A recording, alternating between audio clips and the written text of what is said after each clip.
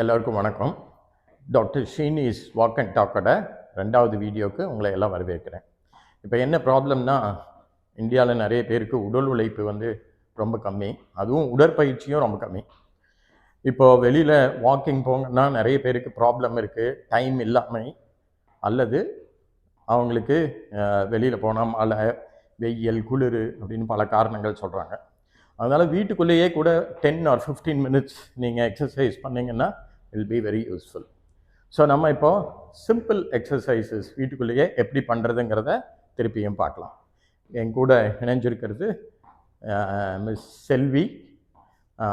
2 பேரும் simple steps பண்ணுறோம், அதை பாருங்கள்.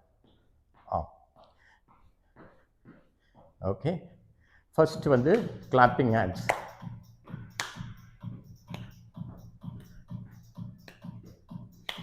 இது சிம்பிள் மூமெண்ட். எனி மூமெண்ட், இது இக்கிகை அப்படிங்கிற ஜாப்பனீஸ் கான்செப்ட் என்ன சொல்லுதுன்னா, any moment will be useful. நம்ம ஏதோ நகுந்துட்டே இருந்தோம்னாலே நம்மளுக்கு இந்த தசைகள்லாம் நல்லா இம்ப்ரூவ் ஆகும். அதனால் blood sugar, blood pressure, cholesterol இதெல்லாம் குறையிறதுக்கான வாய்ப்புகள் இருக்குது. நெக்ஸ்ட் ஸ்டெப் முன்னாடி ஸ்டெப் பண்ணுறது. ஓகே,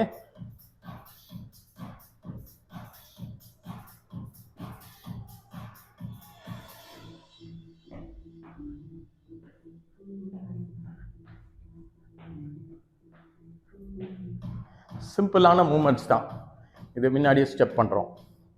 ஓகே, சுகர் இருக்கிறவங்க இதை காலையிலையோ சாயந்தரமோ கொஞ்சம் பண்ணினாலே நல்லது. ஓகே, இப்போ சைட் ஸ்டெப் 2 ஸ்டெப் பண்ண போகிறோம். அடுத்தது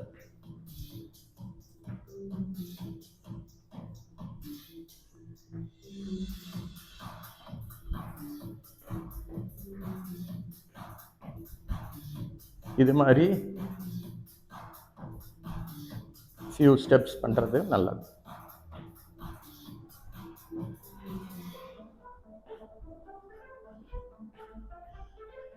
அடுத்தது சும்மா சைட் மூமெண்ட் மட்டும்.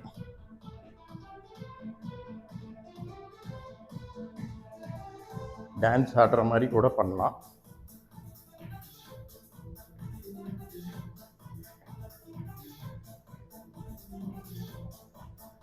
ஸோ சுகர் இருக்கிறவங்க என்ன ப்ராப்ளம்னா, நிறைய பேருக்கு லோ சுகரும் வரலாம் இது மாதிரி. ஸோ லோ சுகர் வராத மாதிரி மாத்திரைகளை சாப்பிட்றது நல்லது.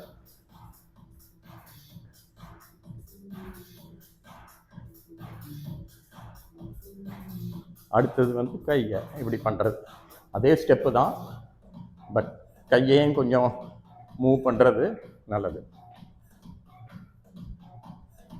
கமான், பண்ணலாம். உங்களோட ஸ்பீடுக்கு பண்ணுங்கள், இதே ஸ்பீடில் பண்ணணுங்கிறது கிடையாது. கொஞ்சம் கம்மியான ஸ்பீட் பண்ணாலும் ஓகே தான். அப்புறம் சைட் ஸ்டெப்ஸ் பண்ணி சைட் பாக்ஸிங் மாதிரி.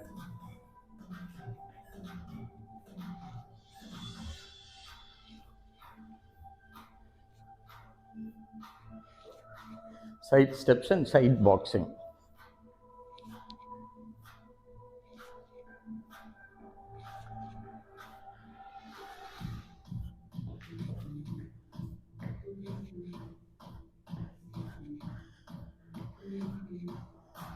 இது கேப்பே இல்லாத பண்றோம். Okay, and then front steps.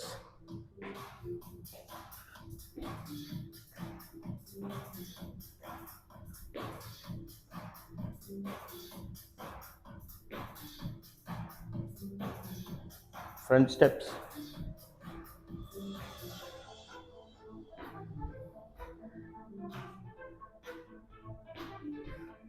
இன்னும் கொஞ்சம் ரெகுலர் எக்ஸசைஸ் எல்லாம் வரும். உங்களுக்கு யாராவதுக்கு உள்ள எனக்கு இது பண்ண முடியல, இப்போ ஃப்ரண்ட் சைட் ஸ்டெப், ஃப்ரண்ட் மேலே தூக்குற மாதிரி. யாராவதுக்கு பண்ண முடியல, இல்லை பேலன்ஸ் கிடைக்கல அப்படின்னா ஏதாவது ஒரு ஸ்டூல் மாதிரி ஏதாவது பிடிச்சிட்டு கூட பண்ணலாம். நீங்கள்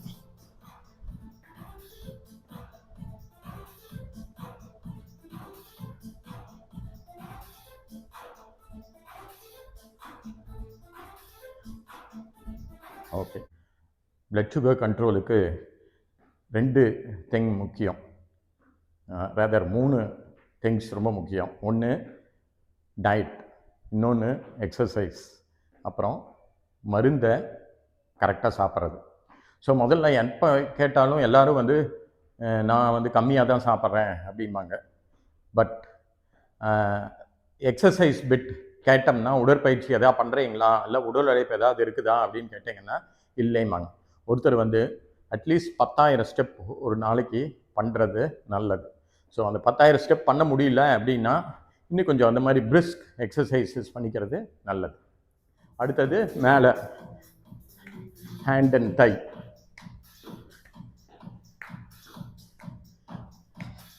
எல்லாமே 30 செகண்ட்ஸ்.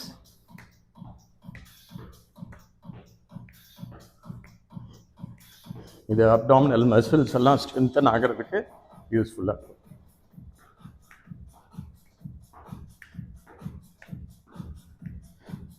அடுத்தது சும்மா லிஃப்ட் பண்ணுறது.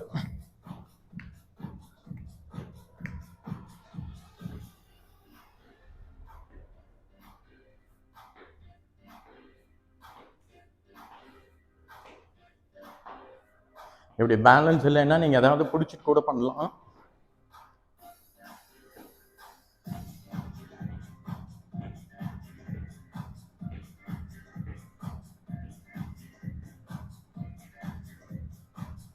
அப்புறம் ஃப்ரண்ட் ஸ்டெப். அடுத்தது இந்த உடற்பயிற்சி பண்ணும்போது உங்கள் சுகர் லெவல் கம்மியாகிறதுக்கும் சான்ஸ் இருக்குது. சம்டைம்ஸ் ரொம்ப இன்சுலின் எல்லாம் போட்டிருக்கிறவங்க வந்து முதல்ல பிளட் சுகரை கொஞ்சம் செக் பண்ணிவிட்டு அதுக்கப்புறம் எக்ஸசைஸ் பண்ணுறது நல்லது. ஸோ எக்ஸசைஸ், உடற்பயிற்சி ரொம்ப முக்கியம் பிளட் சுகரை கம்மி பண்ணுறதுக்கு. நீங்கள் நேரம் இல்லாமைனால அல்லது உங்களுக்கு சௌரியம் இல்லாததுனால இந்த மாதிரி வீட்டிலையே கூட பண்ணிக்கிறது நல்லது. ஓகே, நெக்ஸ்ட் வந்து knee rises with elbow. கை முழங்கையை அப்படி மேலே தூக்கிறது.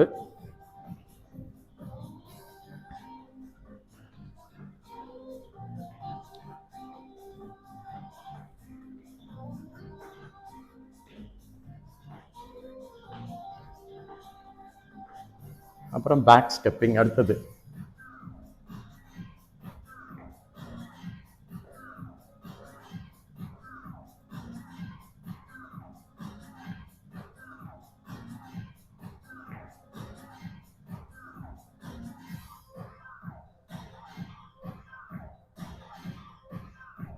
பேக் ஸ்டெப் பண்ணுங்க. உங்களுக்கு எவ்வளோ ஸ்பீடாக பண்ண முடியுமோ அவ்வளோ ஸ்பீடாக பண்ணுங்க. அப்புறம் ஹாம்ஸ்ட்ரிங், பின்னாடி கிக் பண்ணுற மாதிரி கையை அப்படி கொண்டு போங்க.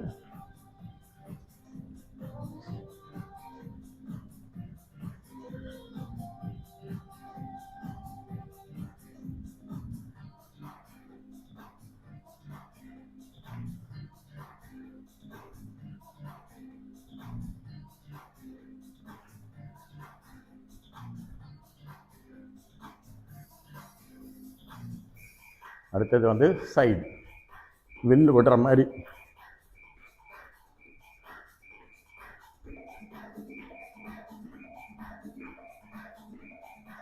இதுக்கே எனக்கு ரொம்ப ஸ்வெட்டிங் வருது.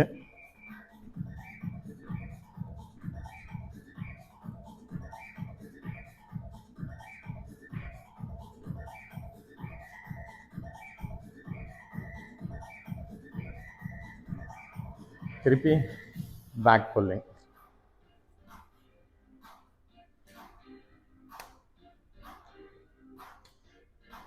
ஹாம்ஸ்ட்ரிங் பண்ணிட்டு பின்னாடி கிக் பண்ணுற மாதிரி பண்ணி கிளாப் பண்ணுறது.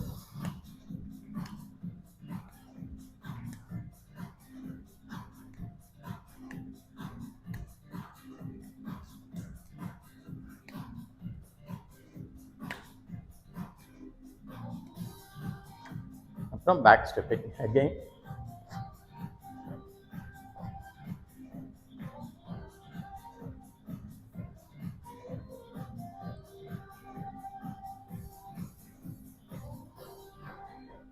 உங்கள் வீட்லேயே பண்ணலாம். உங்களுக்கு டைம் கிடைக்கிறப்போ. உங்களுக்கு ரொம்ப அதிகமாக ஸ்ட்ரெயின் பண்ணுற மாதிரி இருந்ததுன்னா கொஞ்சம் ரெஸ்ட் எடுத்து கூட பண்ணுங்க. அடுத்தது ஃப்ரண்ட் கிக்கிங். ஆப்போசிட் சைட் கையை தூக்கிறது.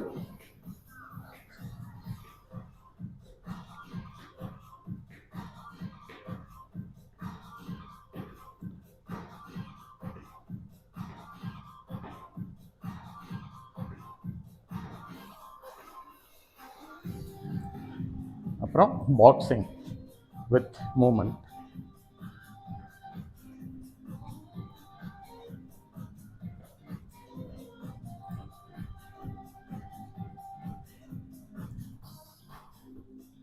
பின்னாடி கிக் பேக் பண்ணியும் பண்ணலாம். உங்களுக்கு எப்படி பண்ண முடியுமோ அப்படி பண்ணுங்க. அதான் இக்கிகை சொன்ன மாதிரி எனி மூமெண்ட் நீங்கள் இப்படி தான் அப்படி தான் பண்ணணுங்கிறது இல்லை, பெர்ஃபெக்டாக பண்ணணுங்கிறது இல்லை.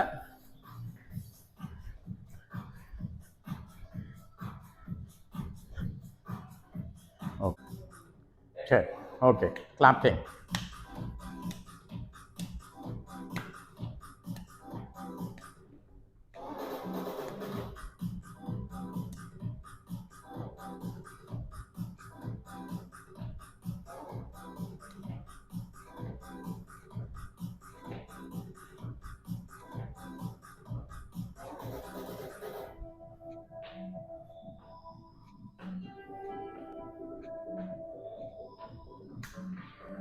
Front stepping.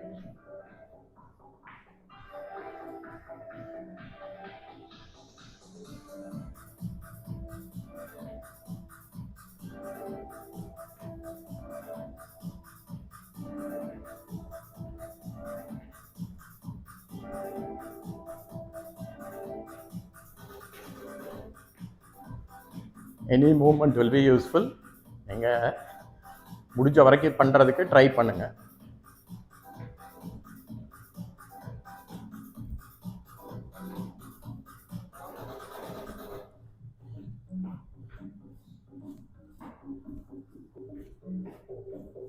உங்களுக்கு எந்த ஸ்பீடில் பண்ண முடியுமோ அந்த ஸ்பீடில் பண்ணுங்க.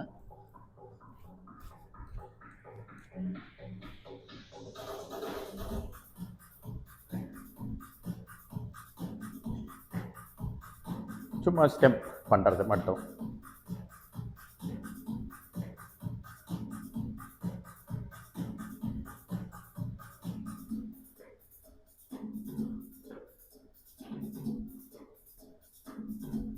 இதே 1200 ஸ்டெப் பக்கம் வரும். இதை ஃபுல்லாக பண்ணிங்கன்னா 10 to 20 minutes.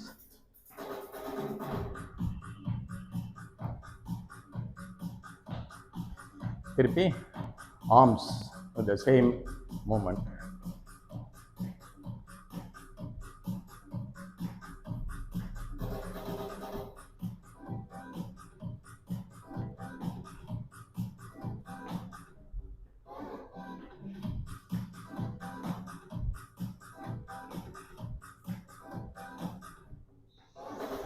நெக்ஸ்ட் டைம் வந்து வேறு மாதிரி பண்ணலாம். கொஞ்சம் கேப் விட்டு விட்டு 30 செகண்ட்ஸு.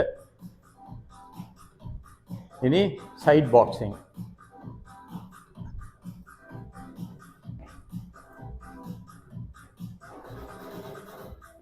ஆப்போசிட் லெக்கை வந்து பின்னாடி கொண்டு போயிட்டு பண்ணுங்க.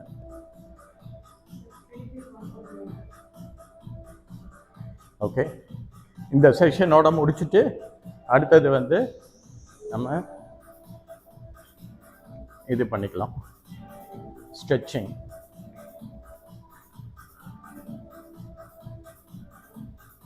Okay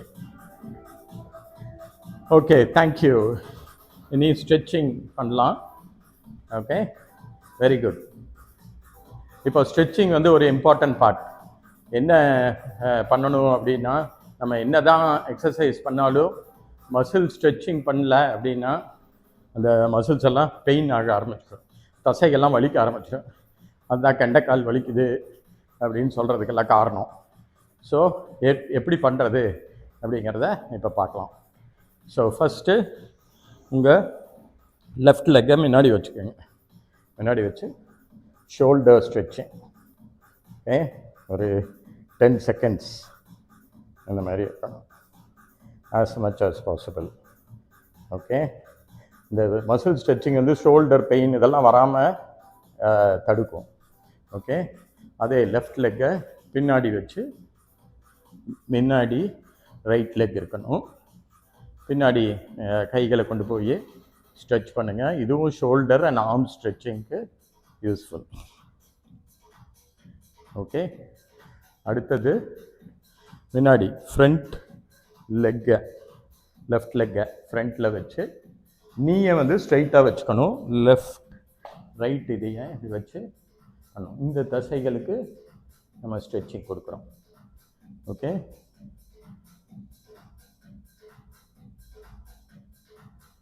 okay. இனி அடுத்த லெக்குக்கு ரைட் லெக்கை முன்னாடி வச்சு இந்த நீ ஸ்ட்ரைட்டாக இருக்கணும்.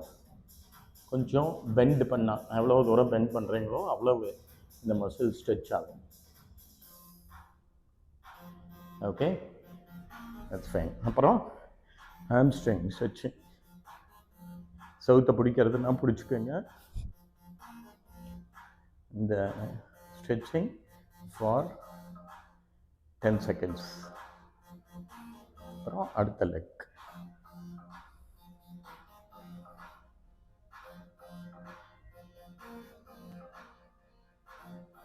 ஓகே, இது ஒரு 10 செகண்ட். குட், அவ்வளோதான். Thank you for joining. இதே மாதிரி நீங்கள் வீட்டில் 10 நிமிஷம் அல்லது 15 நிமிஷம் எக்ஸசைஸ் பண்ணிங்கனாலே சுகர் கம்மி ஆகிறதுக்கு நிறைய சான்ஸ் இருக்குது.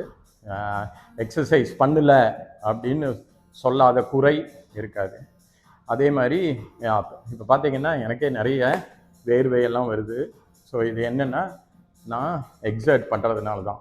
உங்களுக்கு இந்த மாதிரி எக்ஸசைஸ் பண்ணாலே ஒரு கான்ஃபிடென்ஸ் வரும். Thank you for joining. Will meet in the next video. Thank you.